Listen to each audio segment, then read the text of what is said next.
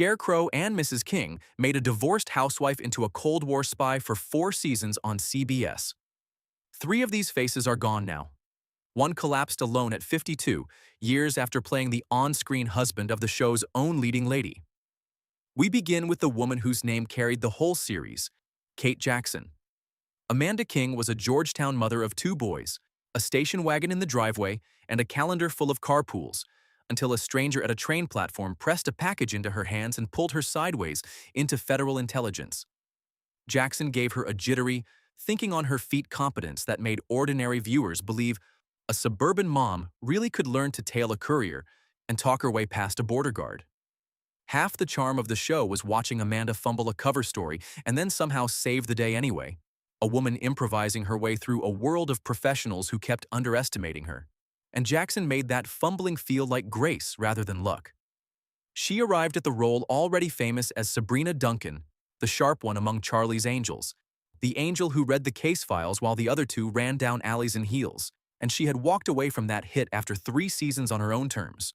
Hollywood lore holds that the same driven streak cost her the role a lifetime later, when her Charlie's Angels schedule reportedly kept her from a part in Kramer vs. Kramer, the film that went on to sweep the Oscars without her. Born in Birmingham, Alabama in October 1948, she was 34 the night Amanda premiered, and 38 when the series signed off. What the audience never saw was the private war she fought during that final season. In January 1987, in the middle of shooting, a first mammogram found a small malignant tumor in her breast. She checked into a hospital under a false name, had a lumpectomy, and returned to the set roughly a week later, pushing through 5 weeks of radiation with the help of painkillers so the production could finish. 2 years after that, in 1989, a second diagnosis sent her back for a partial mastectomy and reconstruction. In 1995, doctors found a hole in her heart she had carried undetected since birth, and she went under the knife again for open-heart surgery. Her private life ran nearly as hard as her medical chart. She married actor Andrew Stevens in 1978 and divorced him by 1981. She married businessman David Greenwald in 1982, whose company helped produce this very series, and that union ended in 1984. A third marriage to Utah ski lodge owner Tom Hart lasted from 1991 to 1993. In 1995, she adopted a son and finally built, off-camera and on her own terms, the family the cameras had only ever pretended to hand her every week for 4 years. Here is the part that belongs on a crime channel. In 2010, Jackson went to court against her own financial advisor, a man who had once handled money for her close friend and former Charlie's Angels co-star Farrah Fawcett, and who, she alleged, had leaned on that very friendship to win her trust. Her lawsuit claimed he told her she was worth far more than she was, steered her into a Santa Monica house she could not afford on the promise it would never lose value, and drained her savings to pay for it, leaving her in what the filing bluntly called financial ruin, more than $3 million gone. The case settled quietly that December. After Scarecrow, she had headlined the short-lived sitcom Baby Boom in the late 1980s and drifted through television movies, taking her final credit on Criminal Minds in 2007 before stepping away from the business almost completely. Today, Kate Jackson is 77, splitting her time between Los Angeles and Park City, Utah, lending her name to the American Heart Association rather than to Scripps, though she surfaced at a 2026 Charlie's Angels reunion panel and said for the first time in years that she might act again. Amanda King broke into embassies and never lost a dime. Kate Jackson beat 2 cancers and survived open-heart surgery, only to be talked out of a fortune by a man carrying a business card. The man across the desk from her, the operative the agency called Scarecrow, was Bruce Boxleitner. Lee Stetson treated espionage like a slightly bored day job, all dry one-liners and rumpled charm, and the slow-burning question of whether he and Amanda would ever admit what they felt was the engine that ran the whole show. Boxleitner played him loose and easy, a professional who never seemed to sweat even while diffusing something in a parking garage. Born in Elgin, Illinois in May 1950, he trained at the Goodman School of Drama in Chicago before television found him. He was 33 when he took the assignment, already known from the sprawling frontier saga How the West Was Won and from the 1982 film Tron.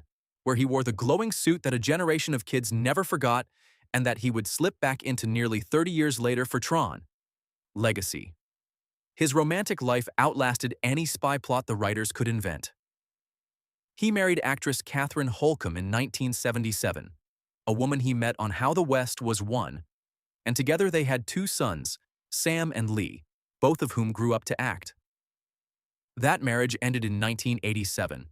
8 years later, he married Melissa Gilbert, the former child star of Little House on the Prairie, and the pair became one of television's steadier golden couples for 16 years, raising a son named Michael, until Gilbert filed for divorce in 2011 and later wrote openly about the private strain the public rarely saw. In 2016, he married publicist Verena King, and the third time appears to have held. Both of his older boys, Sam and Lee, followed him into acting, so the man who played a lone wolf spy quietly raised a household of performers. Between weddings, he kept working at a level most of his co-stars never reached, commanding a space station as Captain John Sheridan on the science fiction series Babylon 5 through the late 1990s, a leading role that ran 5 seasons and earned him a Saturn Award nomination, and then settling into a long, warm run of Hallmark movies that a whole new generation of viewers knew him for. At 75, Boxleitner is still on camera, turning up in new features such as the 2024 film Blue Ridge and lending his voice to animation and video games. Lee Stetson spent 4 seasons slipping out of every trap the world set for him. Bruce Boxleitner walked into 3 marriages, lost 2, and kept walking, which is a braver thing than anything the scripts ever asked of the character. Third in this lineup came the woman who played Amanda's mother, and her real story hides a secret the show never once touched. Beverly Garland was Dottie West, the widowed mom who shared the King house, fussed over the boys, and never guessed her daughter was slipping out at night to chase foreign agents. Garland gave her a warm, slightly nosy energy that grounded every domestic scene. Long before any of that, though, she had done something no actress before her had done. Born Beverly Lucy Fessenden in Santa Cruz, California in October 1926, she broke in with a bit part in the 1949 noir DOA, and then spent the 1950s starring in cheap Roger Corman monster pictures, with titles like It Conquered the World and Gunslinger, the sort of drive-in fare that built a career one low budget at a time. Then, in 1957, she took the lead in a series called Decoy, playing an undercover New York policewoman named Casey Jones. That show was the first American television police drama built around a woman in the starring role, which means the grandmother in the King kitchen had once been the first female cop to carry a badge on national television, decades before the industry believed a woman could anchor a crime series. Her range stretched well past the badge. She earned an Emmy nomination back in 1955 for the medical anthology Medic, collected a star on the Hollywood Walk of Fame in January 1983, and played the second wife of Fred MacMurray's widower on My Three Sons, across that show's final seasons, making her a familiar television stepmother long before she became a television grandmother. She was 56 when Scarecrow began. Her marriages tell their own story, a first to Bob Campbell in 1945, a brief second to actor Richard Garland from 1951 to 1953, whose surname she kept for the rest of her career, and a third to businessman Fillmore Crank in 1960 that lasted 39 years and gave her 2 children until his death in 1999. With Crank, she ran a hotel in North Hollywood that carried her own name, where she served as honorary mayor and greeted guests herself. She died on December 5, 2008, at her Hollywood Hills home, 82 years old after a long illness. Her body was cremated, and the memorial was held inside the hotel she had built. On screen, Beverly Garland was a mother who never noticed the spy under her own roof. In life, she had been the first woman that television ever trusted to hold the gun. One name still ahead on this list played Kate Jackson's on-screen husband on 2 entirely different series a decade apart, and he died young in the very same hills where Beverly Garland would spend her final years. Hold that thought. Number 4 brought the cold shoulder of the agency, Martha Smith as Francine Desmond. Francine was the polished, faintly superior colleague who looked Amanda up and down and found the housewife wanting, and Smith played her with a manicured contempt that made her a pleasure to root against. What the audience did not know was how far she had already traveled to reach that desk. Born in Cleveland in October 1952 and raised in Farmington, Michigan, she was an honor student who enrolled at Michigan State to study psychology at 17, only to be pulled into modeling as her travel schedule swallowed her classes, and she posed as Playboy's Miss July in 1973 when she was 20, a centerfold whose printed biography said she wanted to write, direct, and run a film production someday. 5 years later, she turned up in National Lampoon's Animal House as the sorority girl Babs Jansen in one of the highest-grossing and most-quoted comedies of its decade, and she logged a run on the daytime soap Days of Our Lives in 1982. She was 30 when Scarecrow made her a spy. Her first marriage in 1977 was to Noel Blanc, the son of Mel Blanc, the man whose voice powered Bugs Bunny and half of Warner Brothers' cartoon roster. That marriage ended in 1986. In 2000, she married musician Keith England, whom she met singing together in a cabaret act, and she had no children with either man. What she did after the cameras stopped set her apart from almost everyone else in this cast. She left acting behind, moved to France for a stretch, taught herself French and Italian, and then came home to become a real estate broker in Beverly Hills and the Hollywood Hills, collecting industry honors like a Gold Circle Award in 2011 and a Platinum Award the year after, climbing into the top ranks of her firm and selling the kind of houses her old characters only ever visited. At 73, she is still closing deals in the same city that once photographed her. Francine Desmond judged everyone by the cut of their coat. Martha Smith quietly out-earned the fantasy, trading the spy game for the property game and winning it outright. If stories like these are why you keep the old shows running in the background, take a second to subscribe. There are still 4 lives on this list, and 2 of them end in ways the cameras would never have dared to write. Here is the collision the opening promised. The man who played Amanda's ex-husband, Joe King, was Sam Melville, and Kate Jackson had stood beside him at an altar once before, in front of millions of viewers. Joe King drifted in and out of the series as the ex, the living reminder of the marriage Amanda had already left behind. Years earlier, on Aaron Spelling's 1970s police drama The Rookies, Melville had played Officer Mike Danko, one of 3 young cops learning the job on the streets, and Kate Jackson had played his wife, Jill Danko, a nurse, across 4 seasons of that show.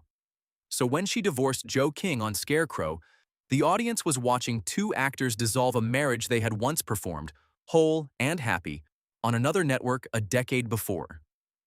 Somewhere in America, a viewer surely sat on a couch and felt a faint, unplaceable familiarity between the housewife and her ex, never quite realizing they had watched these 2 build a life together years earlier in a police precinct instead of a spy office. The industry recycles its faces constantly, and now and then, the recycling produces a small, private ghost like that one. Born Samuel Gardner Melville in Fillmore, Utah in August 1936, he was the dependable working actor of his generation, a broad-shouldered utility player who could anchor a scene without ever demanding the spotlight.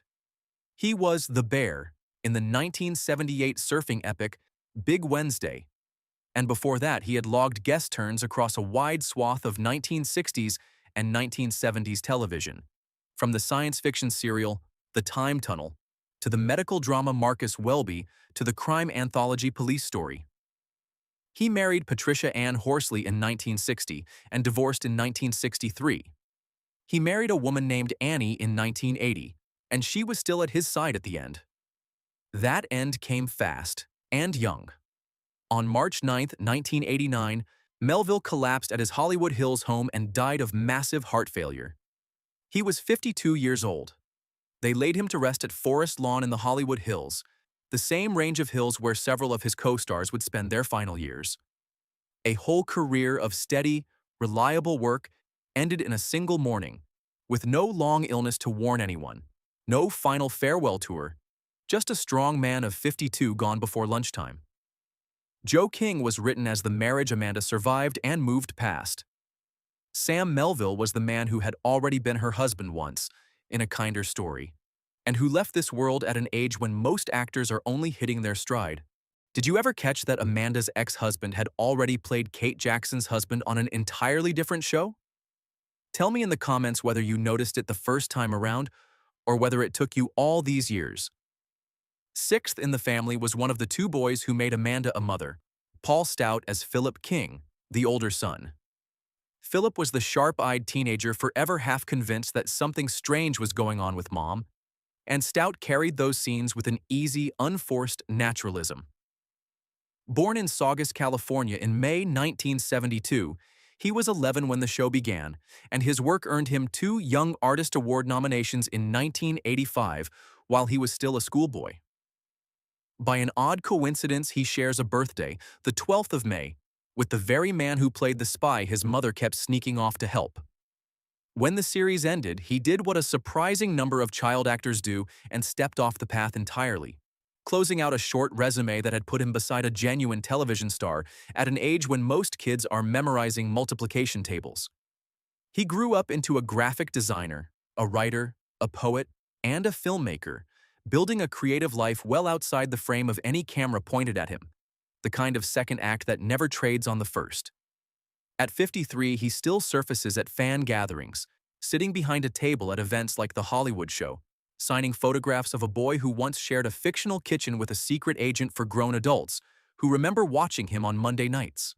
Philip King spent the series certain his mother was hiding something from him.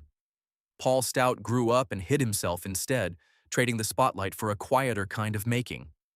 The seventh face ran the agency itself, Mel Stewart as section chief Billy Melrose. Billy was the exasperated boss forever rubbing his temples over Amanda and Lee, the man who signed off on the missions, and then privately prayed his people would come home in one piece, and Stewart gave him a weary authority that made the fictional agency feel like a real place with real stakes. Every squad room needs a figure like him, the one who has seen enough to stop being surprised by anything, and Stewart wore that fatigue like a well-broken jacket. Born Milton Stewart in Cleveland, Ohio, in September 1929, he had come up through the theater, appearing on Broadway in productions like Purlie Victorious and Simply Heavenly before television claimed him, and he later stepped behind the camera to direct as well. A whole other audience already knew his face as Henry Jefferson, George Jefferson's outspoken brother and one of the black neighbors who traded barbs with Archie Bunker on All in the Family in the early 1970s. His final film role came in the 1993 comedy Made in America. He was 54 when he took command of this spy shop, a character actor with the kind of lived-in face that made audiences believe he had signed 1,000 real memos. In 1976, he married Annie Dong, and the couple had a daughter and stayed together for the rest of his life, a private marriage that never once became fodder for a gossip column. His ending was the slow kind, the kind that steals a person a little at a time. Mel Stewart died on February 24, 2002, in the coastal town of Pacifica, California, 72 years old, after Alzheimer's disease had slowly taken the memory that a lifetime of learned lines and blocked scenes had always depended on. Billy Melrose spent every episode keeping track of agents, code names, and cover stories. Mel Stewart left the world having lost the one thing his entire craft was built upon, the ability to remember. Last on the list is the younger boy, Greg Morton, who played Jamie King. Jamie was the little brother, the one still young enough to believe his mother was exactly who she claimed to be, and Morton anchored the family's youngest corner across all 4 seasons. Born in Milwaukee in January 1973, he had started acting at around 9, and he was 10 when these particular cameras began rolling, and a young teenager when they stopped. What he did afterward reads like a quiet rebuke to every lazy assumption about washed-up child stars.